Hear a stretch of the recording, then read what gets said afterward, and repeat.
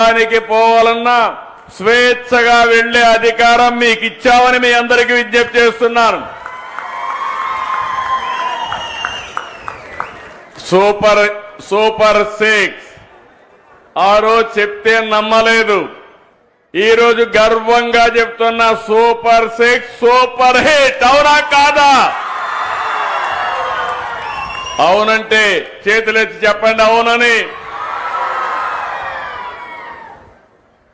దీనికి కారణం మీరు ఒక్కసారి ఆలోచిస్తే, నేను పవన్ కళ్యాణ్ గారు బీజేపీ ముగ్గురం కలిసి ఎన్డీఏగా కూటమి ఏర్పాటు చేశాం.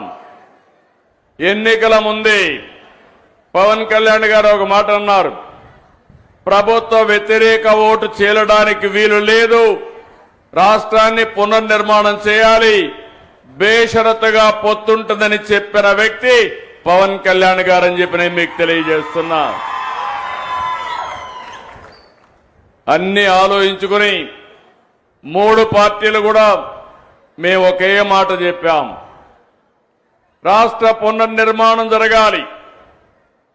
మీరందరూ కూడా 5 సంవత్సరాలు చాలా ఇబ్బందులు పడ్డారు. నేను అడుగుతున్నా ఇక్కడుండే వాళ్ళని, 5 సంవత్సరాల్లో ఎప్పుడన్నా నవ్వారమ్మా మీరని అడుగుతున్నా. ఇంట్లో అయినా ఆనందంగా ఉన్నారా అని మిమ్మల్ని అడుగుతున్నా. రోడ్డు మీదకి వస్తే తిరిగి ఇంటికి పోతామని భరోసా మీకుందా అని అడుగుతున్నా. ఈ రోజు హామీ ఇస్తున్నా, నా ఆడబిడ్డల జోలికి ఎవడైనా వస్తే తాట తీస్తా. మీరు నిర్భయంగా ఉండొచ్చు. మీరు ఒకసారి గుర్తుపెట్టుకోవాలి, నాకు మీ మీద ఎక్కడా లేని అభిమానం ఇప్పుడు కాదు, 30 ఏళ్ల నుంచి ఇదే పని చేస్తున్నా. నేను మీటింగుల్లో చెప్పేవాడిని, ఆడబిడ్డల పరిస్థితి చూస్తే చిన్నప్పుడు తల్లిదండ్రుల పైన తల్లి తండ్రి కూడా వీక్ష చూపించేవారు. మగపిల్లలైతే చదివించేవాళ్ళు, ఆడపిల్లలైతే పెళ్లిళ్లు చేసి అత్తవారింటికి పంపించేసేవారు. పెద్ద అయిన తర్వాత భర్త పెత్తనం, సినిమాకు పోవాలన్నా లేకుంటే సరదాగా ఒక షాపింగ్కి పోవాలన్నా పర్మిషన్ తీసుకొని వెళ్ళాలి. భర్తకు మాత్రం పర్మిషన్ లేదు, భార్యకు మాత్రం పర్మిషన్ కావాలి. ఆ తర్వాత మీరు ఆలోచిస్తే, మీ కడుపులో పుట్టిన మీ బిడ్డలు పెద్ద అయిన తర్వాత నీకేంది తెలియదులే, నువ్వు వంటింట్లో ఉండు అని చెప్పేవారు. అప్పుడు నా ఆలోచనే డాక్రా సంఘాలు, మెప్మా సంఘాలను విజ్ఞప్తి చేస్తున్నా. ఆ రోజు నేను ఒక మాట చెప్పాను, గుర్తుపెట్టుకోవాలి, మా ఆడబిడ్డలు తెలివితేటల్లో అందరికంటే ఎక్కువ. ఒక విధంగా చెప్పాలంటే, ఈరోజు మీరు ఆర్టీసీ బస్సుల్లో చూస్తున్నారు, నేను ఆ రోజు ఉద్యోగాల్లో కాలేజ్ సీట్లో రిజర్వేషన్లు పెట్టాను, 33% పెట్టాను. ఆర్టీసీ బస్సుల్లో కండక్టర్లు, డ్రైవర్లు కూడా రిజర్వేషన్లు పెట్టాను. నా ప్రయత్నం ఫలించింది. కండక్టర్లు మాత్రం వచ్చారు, డ్రైవర్లు మాత్రం రాలేదు. తొందరలో ఆర్టీసీలో డ్రైవర్లుగా కూడా మా ఆడబిడ్డలు వచ్చే పరిస్థితి వస్తుంది. తొందరలోనే ఎలక్ట్రికల్ వెహికల్స్ వస్తాయి. స్టీరింగ్ దగ్గర కూర్చుంటే ఆటోమేటిక్ గా డ్రైవింగ్ చేసే పరిస్థితి వస్తుంది.